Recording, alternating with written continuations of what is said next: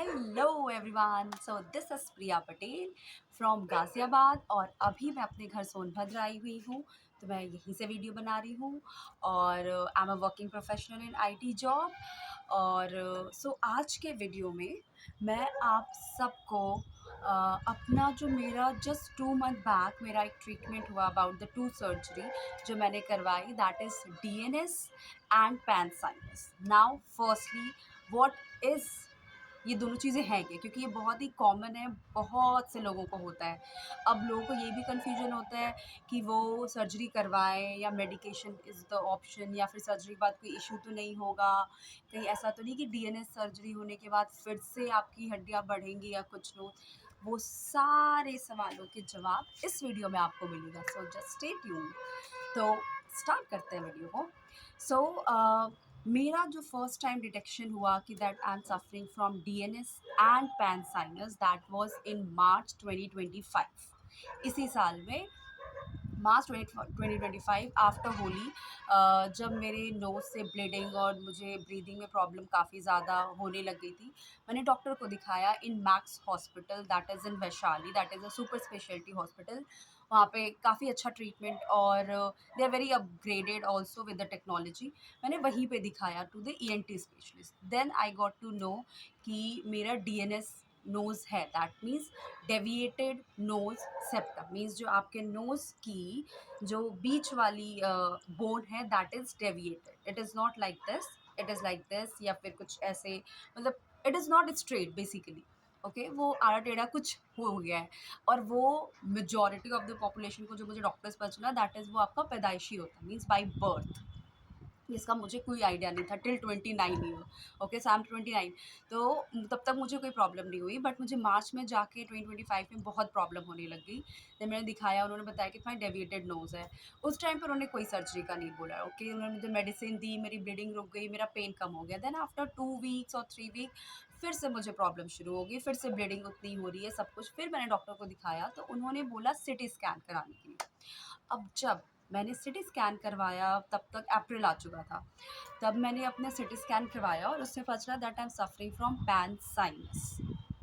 So basically, now what is pan sinus? Sinus तो majority of आप सब ने सुना होगा, but what is pan sinus? So basically it is something कि आपके फेस पे जितने भी 4 साइनस होते हैं वो सभी ब्लॉक्ड हो चुके हैं, या फिर वो इन्फेक्टेड या इन्फ्लेमेट हो चुके हैं ना। वो चारों जो साइनस आपके हैं, वो एक तो होता है आपके नोज़ के पीछे, दूसरा आपके ये जो चिक्स हैं इसके यहाँ पे होते हैं, तीसरा इज़ लाइक आपका ये जो आइज़ है इसके एरिया पे होता है, और चौथा बिफोर योर फोरहेड यहाँ पे।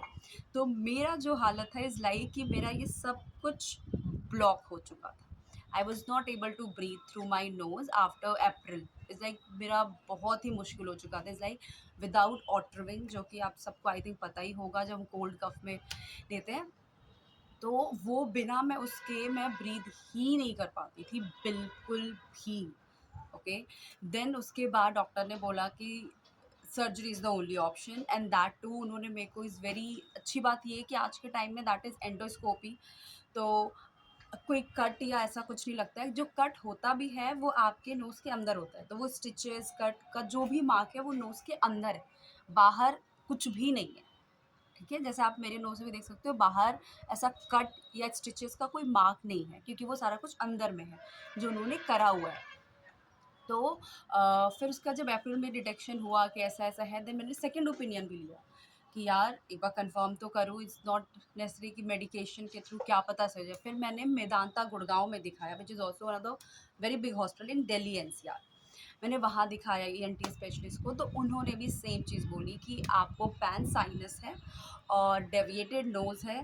तो उसका सॉल्यूशन जो आपका भी हो, क्योंकि मुझे डेली ब्लीडिंग होती थी, पेन होता था, ब्रीदिंग में प्रॉब्लम थी ऑन अ डेली बेसिस, बहुत मुश्किल था मेरे लिए। इनफैक्ट मेरे लिए चलना, सीढ़ियाँ चढ़ना बहुत, क्योंकि मैं बहुत जल्दी मैं लाइक ब्रीदिंग में इतनी ज़्यादा इशू थी। फिर उन्होंने बोला कि surgery is the only option. फिर हुआ कि यार सर्जरी ही करवानी होगी, और फिर दोनों ही सर्जरी होंगी। देन जब वो दोनों सर्जरी का होगा, चलो ठीक है फाइन, करवाना ही होगा। देन मैंने मई एंड, दैट इज़ 31 मई को 2025, 31 मई को मैंने सर्जरी करवाई। और ये जो सर्जरी है नॉर्मली अगर आप मॉर्निंग में एडमिट होते हो तो इवनिंग तक आपको डॉक्टर फ्री कर देता है, बट क्योंकि मेरी जो सर्जरी हुई थी अराउंड आफ्टरनून के अराउंड हुई थी, तो इस वजह से बिकॉज की वो टीपी एंड एवरीथिंग उसकी वजह से भी, तो फिर मुझे नेक्स्ट डे दैट इज़ 1 जून 2025 मैं उस दिन डिस्चार्ज हुई थी। ओके, उन्होंने इट वॉज ऑलमोस्ट 1.5 से 2 घंटे की सर्जरी थी, बिकॉज मेरा पैन साइनस था तो everything that needs to be cleaned. और जो मेरी डेविएटेड नोज़ थी उसको वो काट के अंदर से ही वो काट के और फिर उसको स्ट्रेट करते हैं। और वो आपका जो भी मतलब डीएनएस की भी अगर जिसकी सर्जरी हुई है that is deviated nose septum, तो उसका मतलब जो भी बोन उन्होंने निकाला है वो अलग से आपको लाके आफ्टर सर्जरी जैसे मुझे देखने को मिला कि भाई कितना था, इट वॉज काफ़ी ज़्यादा था। मुझे ऐसा लगा कि यार इतना ज़्यादा एक्स्ट्रा, तो वो पूरी उन्होंने निकाल के सीधी करी। देन उसके बाद अंदर जो अंदर स्टिचेस होते हैं वो, जब आप सर्जरी से बाहर आते हो और एनेस्थीसिया से बाहर आते हो तो आपको जो पेन रहता है, जैसे मेरे वाले केस में मुझे पूरे बोन मतलब पूरे नोज़ में नहीं पेन रहता, दैट वाज़ वही बहुत कम होता है, ज़्यादा नहीं होता है, बहुत कम होता है। मुझे यहाँ टिप पे हो रहा था और ये आपका पूरा जो नोज़ होता है उसमें आफ्टर सर्जरी वो बहुत ही, जैसे मेरे वाले में वो गॉज भर देते हैं सो दैट जो भी ब्लीडिंग है वो इंटरनल है वो लीक ना करे ब्लड, और फिर वो पूरा अंदर तक भर देते हैं और फिर वो पूरा पैक कर देते हैं। तो आप अगले दिन तक मतलब मेरा 31st को सर्जरी हुई, 1 जून को मैं डिस्चार्ज हुई और फिर 2 जून को मुझे जाके उसको रिमूव करवाना था जो लगा था। और I think Sunday, yes I think 2 दिन बाद या 1 दिन बाद मेरी मतलब वो निकलना था, और तब तक वो पूरा ऐसे रहता है और आपको सिर्फ मुँह से साँस लेना होता है। वो मुश्किल पीरियड होता है, क्योंकि मुँह से साँस जब आप लेते हो तो आपका माउथ बार-बार ड्राई होता है, अब आप पूरी रात नहीं सो पाते क्योंकि आपका मुँह जैसे ड्राई होता है, आपको ब्रीदिंग में फिर प्रॉब्लम शुरू होती है। तो आप बीच-बीच में रात में बार-बार आप उठते हो, पानी पीते हो ताकि आप, अब इतनी ड्राइनेस और चीज़ें हैं तो आपको ब्रीदिंग में काफ़ी दिक्कत होती है, आपको खाने में भी दिक्कत होती है उस टाइम तक, कुछ स्वैलो करने में भी दिक्कत होती है जब तक वो पट्टी लगी होती है, ठीक है? फिर उसके बाद मैं गई 2 जून, यस मैं फिर 2 जून को मैं गई। मैंने फिर वो ओपन करते हैं और जो अंदर उन्होंने गॉज भरी होती है या फिर और भी अगर आई थिंक अब जब तक आप ये वीडियो देख रहे होगे तब तक कुछ नई टेक्नोलॉजी आ चुकी होगी, तो फिर वो अंदर वो फिल करते हैं और फिर उसको वो फिर निकालते हैं।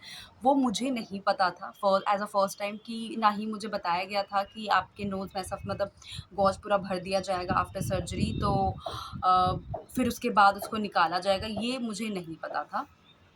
देन जब वो निकाल रहे थे मैं बहुत चिल्लाने और वैसे हो गई थी कि ये क्या निकल रहा है मेरे नोज़ से, ठीक है? क्योंकि वो नोज़ से जब निकलता है तो उसके जो जो एरिया है उसके आस-पास वो लगती है भाई, थोड़ी लगती है, ठीक है? तो फिर वो जैसे निकाला फिर उसके बाद काफ़ी दे आई थिंक आधे घंटे तक ब्लीडिंग वो रहती है, that is a very normal bleeding जो आपके नोज़ से आती रहेगी, तो वो आपको एक कॉटन या गॉज दे देंगे जिससे आप रहो, एंड देन उसके बाद वो थोड़ा चेक करते हैं कि सही से स्टिचेस और सब कुछ है कि नहीं।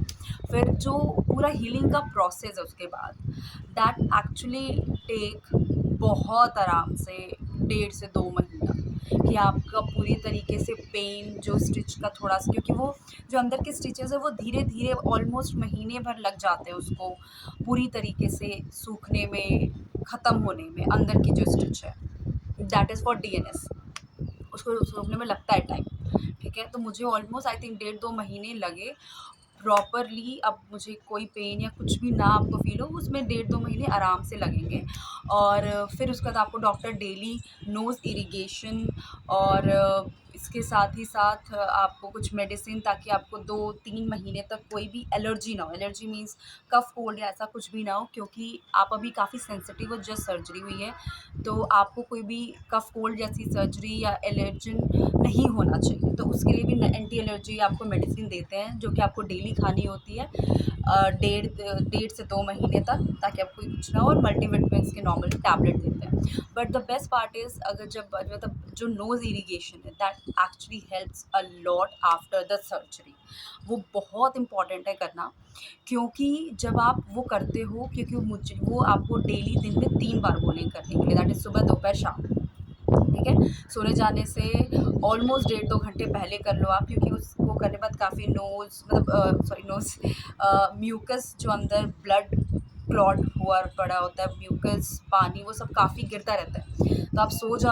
आपके सोने से 1.5 से 2 घंटे पहले आप करोगे तो आपको दिक्कत नहीं होगी, कुछ भी यहाँ नोज़ में या हेड में या गले में कुछ ऐसा अजीब-सा नहीं लगेगा। तो इट्स गुड कि सोने से कम 1.5 से 2 घंटे पहले आप कर लो, या उसके और भी पहले कर सकते हो तो वो और भी अच्छी बात है, ताकि आपको सोते टाइम दिक्कत कुछ भी नहीं होगी। But nose irrigation is very important. आपको शुरू में प्रॉब्लम बहुत होगी उसको करने में, बट उस प्रॉब्लम से आप बिल्कुल डरो मत कि यार इससे मेरे को बहुत पेन हो रहा है, रहने देता हूँ, नहीं करता। दिन में 3 बार डॉक्टर ने बोला है, 1 ही बार कर लेता हूँ। नहीं, ये बिल्कुल मत करना। दिन में आप 3 बार करोगे जब, तो उतनी जल्दी आपका जो नोज़ में जितना भी आफ्टर सर्जरी म्यूकस और चीज़ें हैं, अभी भी ब्लड क्लॉट, क्योंकि वो होती हैं, बहुत होती है, बहुत होती है। वो सब उतनी जल्दी क्लियर होगा, और जितनी जल्दी ये पूरा फ्री हो जाएगा with all that extra mucus, blood clot, सब कुछ, आप उतनी जल्दी रिकवर करोगे और उतनी जल्दी आप इज़िली ब्रीथ वापस से कर पाओगे, और आपको पेन कम और चीज़ें सब कुछ। तो आप हमेशा नोज़ इरिगेशन, जैसे मुझे अभी 2 महीने के ऊपर हो चुके हैं नोज़ इरिगेशन का, और मैं अभी भी करती हूँ, और because it's a very good on a basic I would say health perspective से भी it's a good habit actually. अगर आप किसी पॉल्यूटेड एरिया में रहते हो तो इट्स गुड कि आप दिन में एटलीस्ट एक बार नोज़ इरिगेशन, एक नॉर्मल इंसान भी अगर डॉक्टर से प्रिस्क्रिप्शन की उसकी ज़रूरत भी नहीं पड़ती है, आप दिन में एक बार आप कर सकते हो, अगर आप एक पॉल्यूटेड एरिया में रहते हैं तो। उससे आपके नोज़ और कैविटी ये सब कुछ क्लीन हो जाता है, एंड दैट आपकी ऑक्सीजन और मतलब ब्रीदिंग में काफ़ी अच्छे से आप ब्रीथ कर पाते हो सब कुछ। ओके, देन ये आप सारी जो उनकी आफ्टर सर्जरी वो आपको देते हैं करने के लिए सारा कुछ, तो ये मेरा अभी भी चल रहा है। अभी मुझे 2 महीने हो चुके हैं, इज़ लाइक पूरा जून खत्म हो गया, पूरा अभी जुलाई तो चल रहा है। आज 28 29 जुलाई है। सो अभी इज़ लाइक है, फिर उसके बाद अब मैं अगस्त में जाऊँगी दोबारा से, फर्स्ट या सेकंड वीक में, फिर मैं उसमें डॉक्टर को दिखाऊँगी। होपफुली तब मेडिसिन और एंटी एलर्जी मेडिसिन बंद हो जाए, सारी चीज़ें। बट अभी मैं बहुत ही अच्छे से रिकवर कर चुकी हूँ। पहले मेरे नोज़ में 1 महीने बाद हल्का से यहाँ टिप पे पेन रहता था, अब वो भी सब ख़त्म हो चुका है। आई थिंक कि जो मेरे स्टिचेज़ थे वो अच्छे से हील हो चुके हैं, क्योंकि उसमें लगा प्रॉपर 1.5 महीना लगा स्टिचेस को प्रॉपर अच्छे से उसको हील होने में। ठीक है। और कुछ लोगों को एक और मिथ होती है कि डीएनएस की अगर आपने सर्जरी करवाई है तो उसके बाद आपकी दोबारा से भी हड्डी बढ़ जाती है, क्योंकि वो हमेशा बढ़ती रहती है नोज़ की। जो मैंने लोगों से ये मिथ सुना, बट ऐसा नहीं है। मैंने डॉक्टर से पूछा क्या ऐसा है कि एक बार अगर आपने डीएनएस की सर्जरी करवा ली, ठीक है, तो कुछ साल बाद मेरे फिर से नोज़ ऐसे आड़े-टेढ़े से ऐसा कुछ हो जाएगा? ऐसा कुछ है क्या कि जो नोज़ की जो बोन है सेप्टम, वो हमेशा बढ़ती रहती है? उन्होंने बोला नहीं, ये सिर्फ़ और सिर्फ़ जो बिलो 18 होते हैं, उनके साथ होता है, क्योंकि आफ्टर 18 इयर्स, 18 साल, आपके 18 साल एज होने के बाद वो नोज़ नहीं बढ़ती है। बोन का जो भी नोज़ वाली बोन का जो भी बढ़ना, घटना, आड़ा-टेढ़ा जो भी होना है, वो 18 साल की एज तक ही होता है, उसके बाद नहीं होता है। तो अगर किसी ने सपोज़ अपनी डीएनएस सर्जरी 18 ईयर के पहले करवाई है, टीनेज में अगर किसी ने करवाई है, तो उनके में चांसेस है कि एक बार करवा ली फिर दोबारा से अगर हो गया तो हो सकता है। बट जैसे आई एम 29, अगर कोई 8 या फिर अगर आप 18 प्लस हो, अगर आप ये करवाते हो, तो ऐसा नहीं है कि आपके साथ बोन की हड्डियाँ वापस से बढ़ेंगी या कुछ भी हो। तो आपकी जो बोन की हड्डियाँ हैं वो आपने एक बार सेप्टम को स्ट्रेट करवा ली तो वो दोबारा टेढ़ी नहीं होती, बिकॉज़ यू आर 18 प्लस। अब आपकी हड्डियाँ नहीं बढ़ेंगी या कम होंगी या टेढ़ी, ऐसा कुछ भी नहीं होने वाला है। ठीक। और अगर आप में से कोई भी इस चीज़ से सफ़र कर रहा है, दैट इज़ पैन साइनस या डीएनएस, तो आई थिंक कि आपको करवा लेना चाहिए। अगर आपको ज़्यादा सीवियर प्रॉब्लम है, लाइक और जैसे मेरे वाले केस में डेली ब्लीडिंग होती थी, मैं ब्रीथ नहीं कर पाती थी, नोज़ में पेन रहता था, जब मैं सोती थी तो मेरे राइट या नॉस्ट्रिल वाले साइड पे पेन होता रहता था मुझे हमेशा। तो अगर आपके साथ भी ऐसा सीवियर वाला कुछ केस है, तो you should get it treated instead of medicine या डर की वजह से। ऐसा कुछ भी नहीं है। ये सर्जरी काफ़ी अच्छी है, इज़ लाइक कि आपको एंडोप्लास्टी वो अंदर से होती है, कोई स्टिचेस नहीं, कुछ मार्क नहीं। इट्स जस्ट, हाँ, आफ्टर सर्जरी 2-3 दिन तक आपको प्रॉब्लम रहेगी, बट वो 1-2 दिन की प्रॉब्लम आपको लाइफ टाइम की रिलीज़ देगी। तो इट्स बेटर कि आप उस प्रॉब्लम को सफ़र करने से अच्छा है और सर्जरी से डरने से अच्छा है कि आप उसको करवाओ, आगे बढ़ो और live a better life. That's a point basically. Okay, so अगर ये वीडियो और ये इन्फॉर्मेशन आपको अच्छी लगी, so please like, subscribe and share and comment. अगर आप में से कोई सेम इसी प्रॉब्लम से सफ़र कर रहा है, तो अगर मैं कुछ रिप्लाई या कमेंट में आपको हेल्प कर पाऊँ, तो जस्ट टू गेट कि यार just go ahead with the surgery, और अब डरो मत सर्जरी से, बिल्कुल भी डरने की ज़रूरत नहीं है। Thank you.